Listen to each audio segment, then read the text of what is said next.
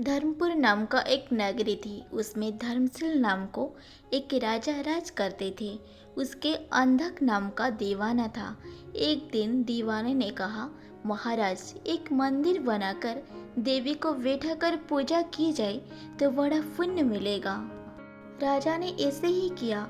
एक दिन देवी ने प्रसन्न होकर उसे वर मांगने को कहा। राजा को कोई पुत्र संतान नहीं थी। उसने देवी से पुत्र मांगा। देवी बोली, अच्छी बात है, तेरी बड़ा प्रतापी पुत्र प्राप्त हो गए। कुछ दिन बाद राजा को एक लड़का हुआ।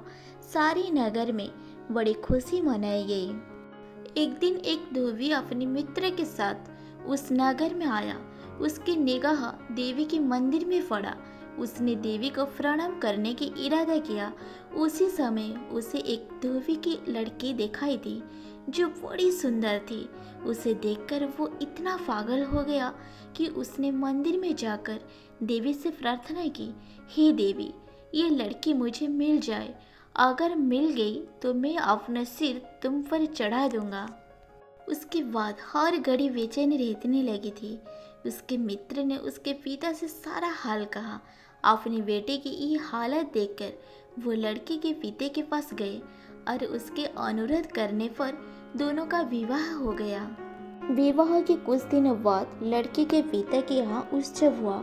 उसे शामिल होने के लिए न्योता आया। मित्रों को साथ लेकर दोनों चले। रास्ते में उसी देवी का मंदिर पड़ा तो लड़के को अपना वादा याद आ गया। उसने मित्र और स्त्री को थोड़ी देर रुकने के लिए कहा और स्वयं जाकर देवी को प्रणाम करके इतने जोर से तलवार मारी कि उसके सिर धड़ से अलग हो गया। देर हो जाने पर जब उसके मित्र मंदिर के अंदर गया तो देखता क्या है कि उसका मित्र का सिर धड़ से अलग पड़ा। उसने सोचा कि ये दुनिया बड़ी ही बुरी है। कोई ये नहीं सोचेगा कि मेरे मित्र खुद ही सिर चढ़ाया है। सब यही कहेंगे कि उसकी सुंदर स्त्री को हड़पने के लिए मैंने उसकी गर्दन काट दी।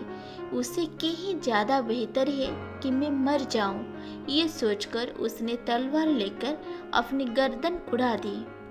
उधर बाहर खड़ी खड़ी स्त्री हैरान हो गई तो वो मंदिर के भीतर गई। देखकर चकित रह गई।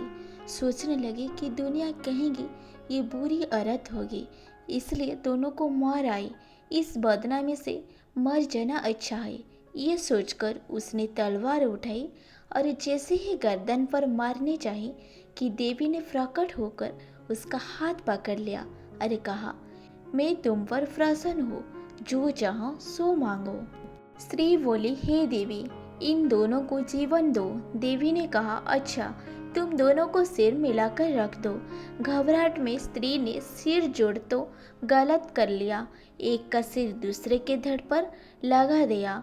देवी ने दोनों को जीवन दिया। अब वो दोनों आपस में झगड़ने लगे। एक कहता था कि ये स्त्री मेरी और दूसरी कहता है ये मेरी है। अब प्रश्न ये है कि वो स्त्री किसका है? वो स्त्री किसको अपने पति रूप में अपनाएगा? राजा ने कहा, नदियों में गंगा उत्तम है, पर्वतों में सुमेरु, वृक्ष में कल्पवृक्ष और अंग में सिर। इसलिए जिस शरीर पर पति का सिर लगा हो वही उसकी पति होना चाहिए। राजा और बेताल की ये कहानी आप लोगों को कैसे लगी जरूर बताना। धन्यवाद।